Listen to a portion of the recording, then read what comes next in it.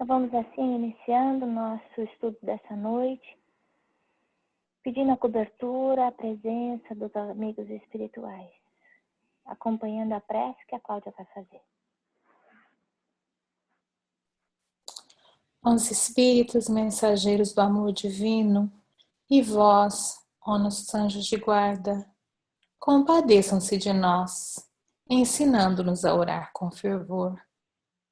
Amigo Jesus, nós estamos aqui mais uma vez reunidos em seu nome, rogando a sua presença amiga, envolvendo as nossas mentes, iluminando os nossos corações, para que nós possamos interpretar de maneira clara os ensinamentos de hoje e, acima de tudo, Senhor, dá-nos força para que nós possamos praticar todos os dias da nossa vida.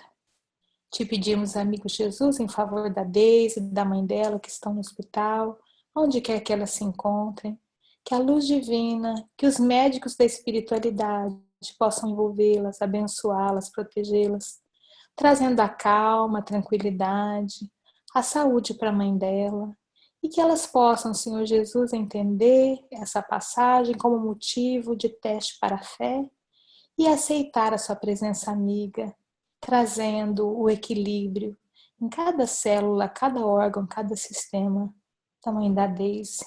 E em seu nome, Senhor Jesus, nós estamos iniciando os estudos da noite de hoje. Que assim seja, graças a Deus. Graças a Deus. E a gente vê aí que pelo capítulo de hoje a gente está iniciando o nosso estudo. Hoje tem pouca gente, com cada um aí com a sua tribulação do dia, né? Muita gente não vai conseguir acompanhar o nosso estudo de hoje, mas a gente sabe que a gente não está sozinho. E essa parte do capítulo realmente mexe muito conosco. Perceber a importância da nossa vigilância, do nosso comprometimento com a nossa fé, na proteção, no acompanhamento espiritual, né? Então, lembrando que agora eles estão na Terra, o Vicente, o Aniceto e o André Luiz. Eles estão chegando, eles percebem muito mais coisas do que eles percebiam antes. Estão com a visão aguçada. Se a gente lembrar no começo, quando eles estavam lá no Centro dos Mensageiros, eles passaram por um tipo de uma cirurgia espiritual para que a visão tivesse mais aguçada. E aí o André até fica surpreso, puxa vida, tô vendo tão mais coisa do que eu via antes, né? E fica muito surpreso, mas nada é por acaso, né? Então a gente lembrar que os talentos que a gente tem, as oportunidades que nos são dadas, tem em vista o aprendizado, a observação. Então, se o Espiritismo, se a doutrina espírita veio parar na minha vida, eu tenho que prestar atenção, eu tenho que observar o que é que aquilo está trazendo para mim. Qual é a lição que eu tenho que aprender? O que é que eu tenho que me transformar? É ter mais paciência, é ter mais tolerância, é gerenciar a minha habilidade de perdoar, a minha ansiedade, a minha maledicência, a minha gula. O que é que eu tenho que mudar em mim? Eu tomar consciência dos meus atos e principalmente dos meus pensamentos e sentimentos.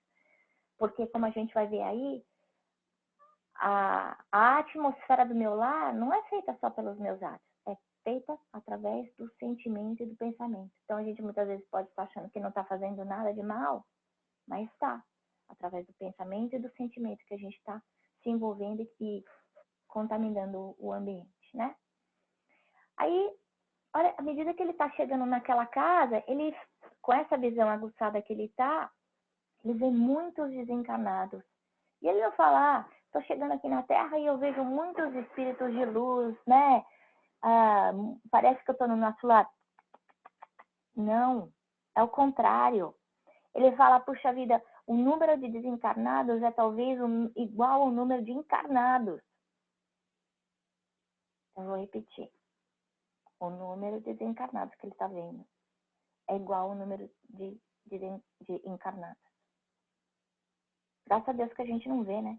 Já pensou ter essa visão aguçada? Tem tanta gente que fala pra mim, puxa vida, eu queria tanto poder ter evidência, mas esquece que a vidência vê coisa boa e vê coisa ruim também, né? E nesse caso, aqui, o que ele está retratando para a gente é que ele vê muitos desencarnados de ordem inferior. E só aquele contraste de estar entrando aqui nessa vibração mais pesada da Terra, ele começa a sentir a transformação dentro dele em relação ao sentimento, né? Então ele fica mais ansioso, ele sente angústia. E aí, o que a Aniceto fala para ele? Olha, presta atenção, concentração, prece, para você não baixar o padrão. Olha só, né? Então aí o André, que é um espírito mais evoluído do que a gente, com certeza, aí alguém que tem essa habilidade de comunicar todas essas histórias lindas pra gente, que tem ajudado a evolução, o despertamento consciencial de milhares, milhões de pessoas, se Deus quiser, né? Sente esse abalo. O que dizer de nós que estamos aqui mergulhados na carne, né? Então a influência do meio exterior é muito grande, maior do que a gente pode imaginar. Daí a importância da gente vigiar não só os nossos pensamentos e os nossos sentimentos, mas também prestar atenção nas escolhas que a gente faz em relação à companhia, em relação ao tipo de programa que a gente assiste, à música que a gente ouve, aos lugares que a gente vá, né? E aí ele faz aquela comparação, puxa, no nosso lar a gente tinha aquela serenidade. E até no campo da paz, a gente tinha aquela relativa calma, né? Por quê? Porque no campo da paz a gente sabe que eles estão lá no meio do umbral, e mesmo assim, estando no meio do umbral, eles ainda conseguiam, através do comportamento, do sentimento, manter aquele ambiente controlado, né? Nessa relativa calma. Apesar de estar no meio do umbral, apesar de ser um hospital, um pronto-socorro, né? E aí, eles estão chegando nessa casa, que é uma pousada aí para os trabalhadores espirituais, e o dono da casa, o Isidoro, abre a casa e fala: essa casa pertence a todos os colaboradores fiéis ao serviço cristão. Olha que coisa linda. É um lar onde existe a vivência do Evangelho de Jesus, onde existe a presença constante da prece, né? Esse lar em especial, eles ainda fazem reuniões espíritas. E por causa da qualidade moral dos habitantes, a qualidade dos pensamentos, dos atos das pessoas que vivem lá, ela virou um pouso, um repouso, um lugar de descanso para os trabalhadores de Jesus. Imagina que bênção isso, a gente poder pensar que a nossa casa pode ser a hospedaria de espíritos do bem. O que mais que a gente podia querer, né? Porque a gente sabe que onde tem rosa, tem perfume, né? Então, a hora que a gente traz para nossa casa esses espíritos, né? Se esses espíritos vêm procurar o nosso lar para descansar, eles vão aí contagiar o ambiente com a beleza, com a iluminação, com a bondade deles, né? E aí a gente ainda escuta uma outra colocação de Aniceto, falando que é um refúgio, tenda de amor. E não é imaginar que é uma casa grande, uma casa cheia de cômodos luxuosos, não. Mas é uma lâmpada no meio da escuridão. E lembrando daquele capítulo do livro Mestre de Amor, da Joana de Ângeles, que fala sobre o Evangelho no Lar, dizendo que as casas que fazem o Evangelho no Lar, elas funcionam como um pontinho de luz no meio do planeta, né? Mas não basta fazer o Evangelho no Lar uma vez por semana, né? Porque não adianta eu limpar a minha casa, eu pedir proteção, mas eu gritar, eu brigar, eu ficar de cara feia, eu responder feio, eu não falar com as pessoas, eu virar a cara, eu ficar o tempo inteiro reclamando de tudo, ou se eu não reclamar, eu só ficar mal-humorado. Não, né? Porque a gente sempre vai colocar para o lado de fora da gente aquilo que está dentro da gente, né? E aí ele fala exatamente isso. que é um sistema vibratório de vigilância constante. Então, hoje a luzinha está acesa. Se por acaso a dona Isabel deixar a peteca cair, a luzinha vai apagar, né? Então, esse exercício de manter a qualidade mental da nossa casa é exercício constante. 24 horas por dia, 7 dias por semana, de vigilância, né? E para nós que somos espíritas, a gente sabe o nome disso, reforma íntima, né? E aí outra coisa que mexeu muito comigo foi pensar que por causa do merecimento da dona Isabel, né, de trabalhar, de fazer o bem, de cuidar da família dela, e também do marido, que já estava na pátria espiritual, ele teve a concessão, o presente de poder voltar para a casa dele como espírito protetor. É merecimento. Então a gente fica pensando até nisso, né? Que o amor não tem espaço, não tem tempo, a gente fica olhando muitas vezes pela morte, pensando naquela separação. Não, só existe separação quando não existe amor. E essa separação acontece aqui na Terra, né? Entre pais e filhos, entre irmãos, entre cônjuges. Se não existe amor, já existe a separação, né?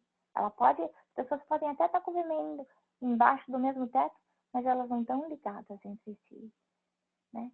E aí, quando houver a separação pela morte, claro, elas vão se distanciar. Agora, nesse caso, como a gente vê, ele recebeu esse presente, essa misericórdia, de poder voltar e continuar, não só assistindo a família dele, mas o trabalho que ele tinha com a esposa dele, junto ao plano espiritual maior. E ele funciona como vigilante, como chefe da casa, assim como ele era quando estava desencarnado, quando estava encarnado. Então, olha que legal. Essa casa, simples, rodeada numa zona de escuridão, tem a luz própria. E, além disso, ela é protegida de espíritos inferiores, como a gente vai ver nos próximos capítulos, né? Isso tudo é reflexo do merecimento. Então, quer dizer que a gente pode construir dentro da nossa casa a mesma coisa? Sim, podemos. Mas vai dar um trabalho danado. É trabalho de todo dia. E a gente sabe, como a gente vai ver aí no próximo capítulo, que muitas vezes as pessoas que convivem conosco dentro do mesmo lar não têm a mesma evolução espiritual. Elas foram colocadas no nosso caminho ou para ensinar ou para aprender. E aí faz as coisas mais difíceis, porque é muito mais fácil conviver com pessoas que têm os mesmos valores morais que os seus, né? Que acreditam nas mesmas coisas, que procuram o crescimento. Mas muitas vezes não é isso que acontece. É a esposa que quer fazer dar certo e é o marido que não está colaborando. É o filho que ama os pais e os pais que são desleixados. Enfim, a gente sabe de histórias assim. Isso acontece todos os dias. Mas é por isso que é importante a gente aprender a importância da convivência em sociedade, né? A gente tem que aprender a conviver, a tolerar, a respeitar o próximo, né? E aí ele fala um pouco da dona Isabel, essa médium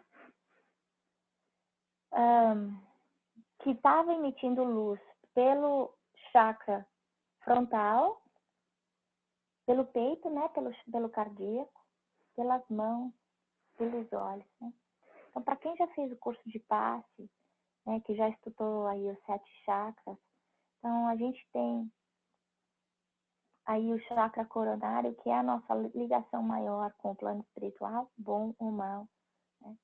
Muitas vezes a obsessão acontece no chakra coronário e também no plexo solar, que é onde existe a digestão dos alimentos, né? Por isso que tanta gente passa mal, enjoo, gastrite quando fica nervoso, né? Achou o padrão, sente isso. Mas existem outros chakras, né? O do cardíaco, que é um chakra muito ligado ao sentimento. No caso, porque a luz saindo, né? Do frontal, que é a do pensamento. Então, aí a gente vê essa qualidade do pensamento dela, a qualidade do sentimento dela, né? Então, chakra frontal, o chakra coronário iluminado. Coronário cardíaco, desculpa. Cardíaco iluminado. E também ele fala da luz que saía pelas mãos dela, e pelo olhar. Então, para quem já fez o curso de passe, que estudou aí a influência dos chakras, né? Isso é verdade que é respeitada e aceita por muitas religiões, até por não religiões, né? Até pessoas espiritualistas, né? Em geral. Não é coisa de espírita, né? Kardecista. Quando a gente está dando o passe, a gente aprende que a doação acontece, a doação do ectoplasma, do nosso magnetismo animal, sai por onde existe os buraquinhos, né? Então, é pela boca, é pelos olhos, por isso que muita gente lacrimeja, é pelo nariz, por isso que muita gente fica com a impressão de que o nariz está escorrendo, e também pelas extremidades, pela mão. Tanto é que na hora do passe, você faz a imposição de mão, né? E muita gente sente a mão aquecendo, a mão formigando, aquela sensação de que a mão cresce. Isso tudo é o contato com a vibração, com o ectoplasma, né? Com o magnetismo que está sendo doado. Então a gente vê, a dona Isabel, ela não estava em sessão mediúnica, ela estava na casa dela fazendo crochê, mas ela estava como um médium atuante. Lembrando para cada um de nós que nós somos médiums 24 horas por dia, 7 dias por semana. Não é só naquela 1 hora que a gente vai no centro uma vez por semana. Daí a importância da vigilância do nosso pensamento, do nosso sentimento, né? E aí o comentário de que, assim como os navios do mundo necessitam de âncoras firmes para atenderem eficientemente a tarefa nos portos, também nós, espíritos, trabalhadores de Jesus, precisamos de irmãos corajosos e abnegados que façam o papel de âncoras entre as criaturas encarnadas.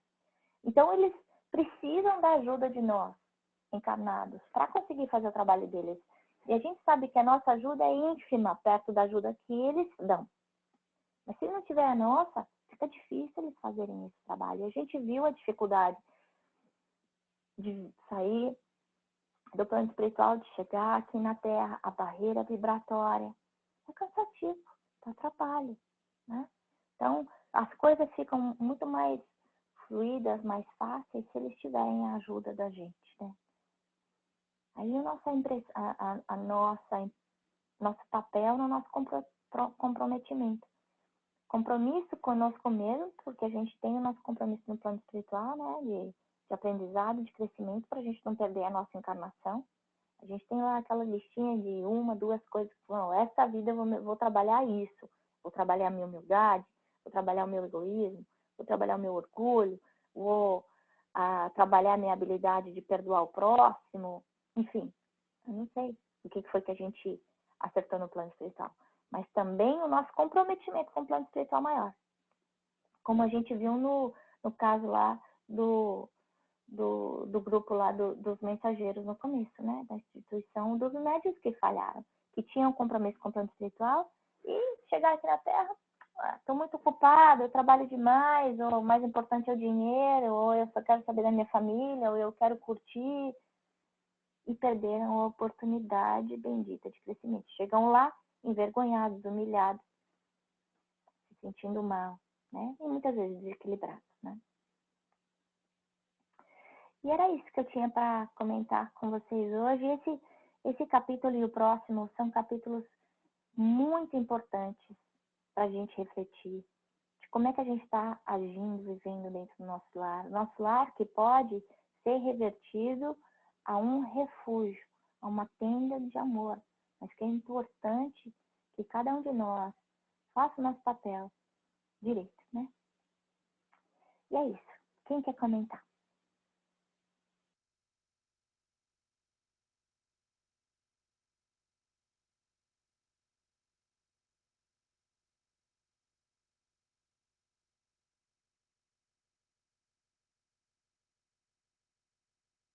Bom, já que ninguém arrisca, eu gostaria só de lembrar, logo no início, acho que foi um dos primeiros slides que você mostrou, quando o André comenta que muitos desencarnados de ordem inferior estavam ali, né, quando eles chegam.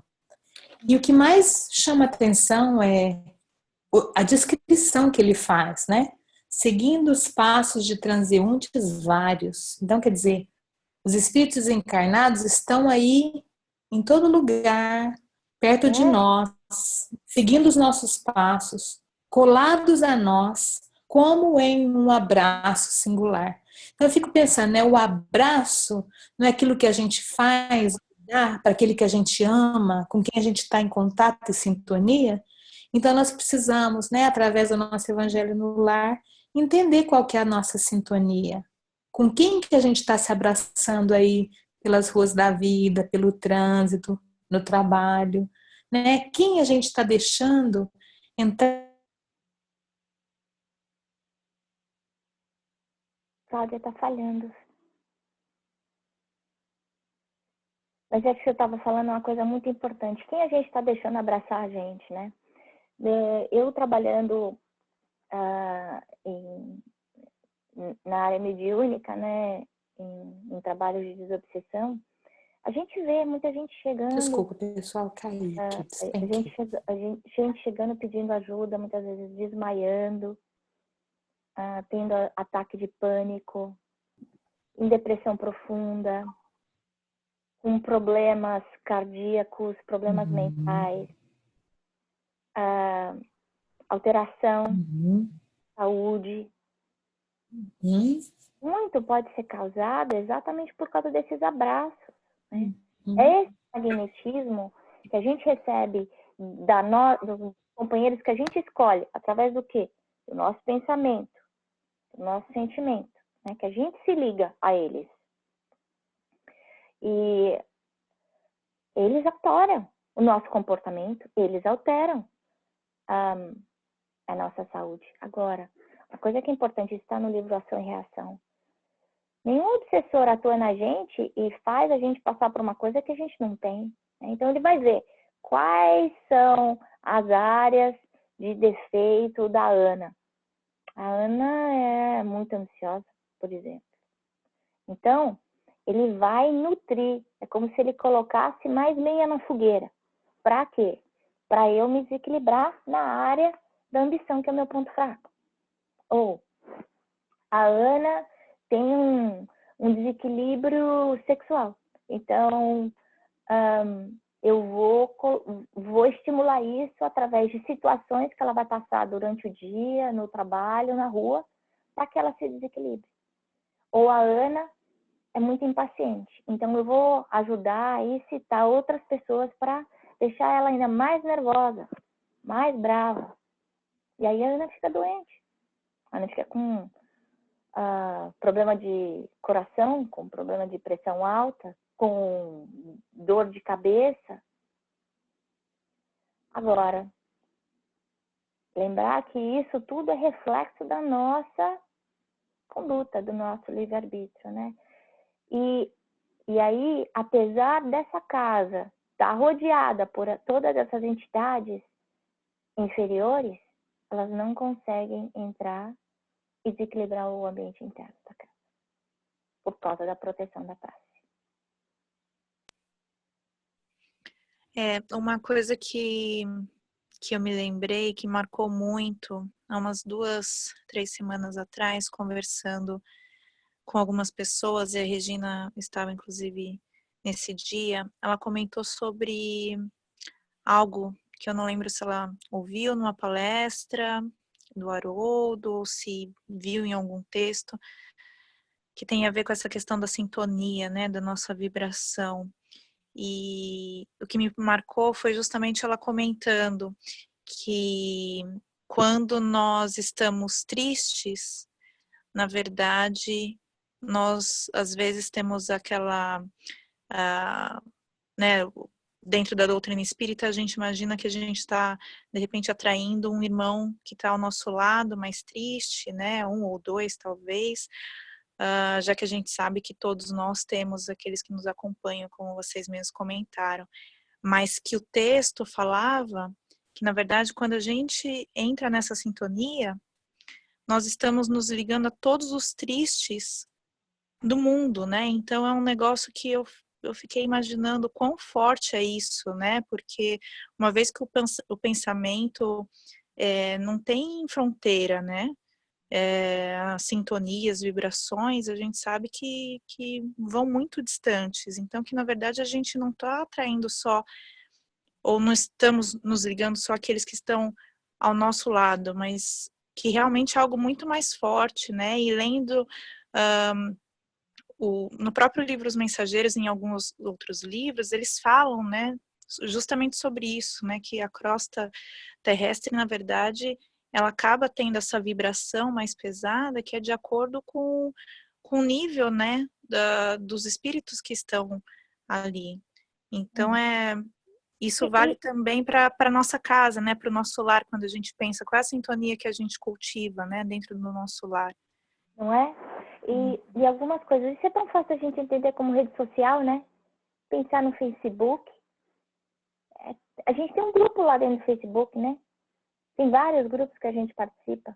E a gente escolhe entrar naqueles grupos. E aí, a hora que eu entro naquele grupo, o grupo que gosta de música clássica, todo mundo que tá ali gosta de música clássica. Senão não estaria ali.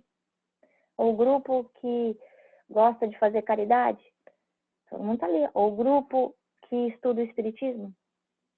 A mesma coisa acontece com a sintonia espiritual, né? Agora, a parte tricky daí é que muitas vezes a pessoa começa a entrar nesse desequilíbrio e ela não percebe. E aí a importância de ter outras pessoas que amam esse indivíduo e que alertam para a mudança. A prova disso é, o alcoólatra não sabe que ele tem problema de bebida. A pessoa que está deprimida não sabe que está em depressão. Então, é interessante como muitas vezes o doente é o último a ter consciência da sua própria doença, né? O que faz o caso mais complicado. Mas muitas vezes é por causa também desse véu que é colocado pelos obsessores para não ter consciência disso. O cérebro não está funcionando direito. Por quê? Porque está com envolvimento, né? E acho que como isso acaba, como você mesmo comentou, né? Nós que, através do pensamento, nos ligamos àqueles que estão com a mesma sintonia, é difícil para a gente entender que isso é externo, né? Porque nós começamos, nós iniciamos, então normalmente a gente acaba imaginando que não, isso é meu. Só que a partir do momento que você entra em sintonia com vários outros, né, que estão naquela mesma vibração, eu imagino que acabe sendo muito mais forte essa sensação que se iniciou, e fico imaginando que seja até mais difícil depois você sair dessa vibração, né? Uma vez que você entrou nela, né? Então, acho que por isso que muitas vezes a gente acaba não se dando conta, porque foi iniciado por nós mesmos, né? Mesmo que tenha a influência de outro. E a gente que tem que terminar. Então, não adianta eu falar assim, não, eu vou tomar passe para afastar o obsessor. Não, ele pode até, coitado, ser doutrinado e tal. Aí eu chego em casa e faço as mesmas coisas e chamo ele de novo. Tem casos nos livros de André Luiz, eu não lembro qual agora, mas em que quem obsediava o desencarnado era o encarnado, né? Então, o coitado do desencarnado estava precisando lá cuidar da vida dele, evoluir, ele queria, mas aí o encarnado toda noite chamava ele de volta, né? Então, precisaram, na verdade, nesse livro, que eu não lembro direito qual que é,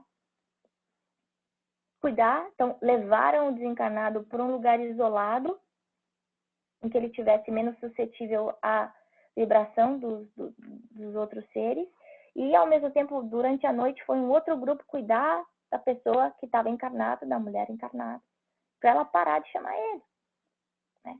Para conseguir, porque ela queria ter ajuda, mas era ela que estava em busca. Então, a gente saber da nossa responsabilidade, do nosso papel, porque a gente é muito bom para achar que a gente é bonzinho, né? Eu não faço nada de errado, não sou boazinha, nunca fiz mal para ninguém. Será? Será mesmo? Se a gente fosse bonzinho, a gente não estava aqui, né?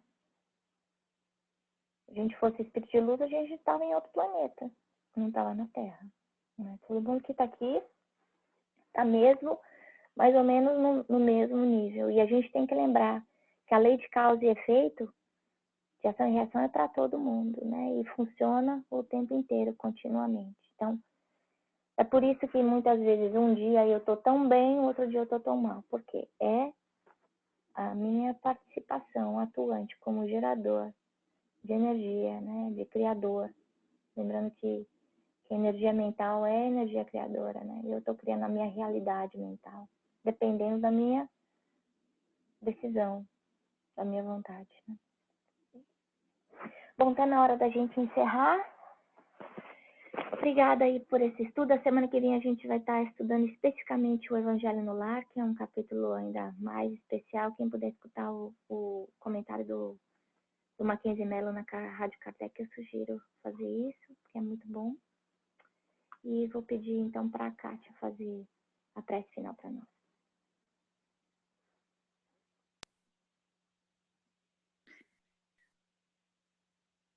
Vamos então agradecendo mais uma vez por esse estudo que sempre nos esclarece, nos ilumina, com lições tão importantes. Agradecemos as entidades superiores que sempre estão conosco, nos auxiliando na compreensão, no entendimento, e que nós possamos, Senhor, durante essa semana, colocar em prática esses ensinamentos, trabalhando nossos pensamentos, nossas vibrações, orando e vigiando sempre, para que possamos manter uma sintonia de equilíbrio e ligados à espiritualidade maior. Nos proteja, Senhor, hoje e sempre. Amém. Boa noite, que vocês tenham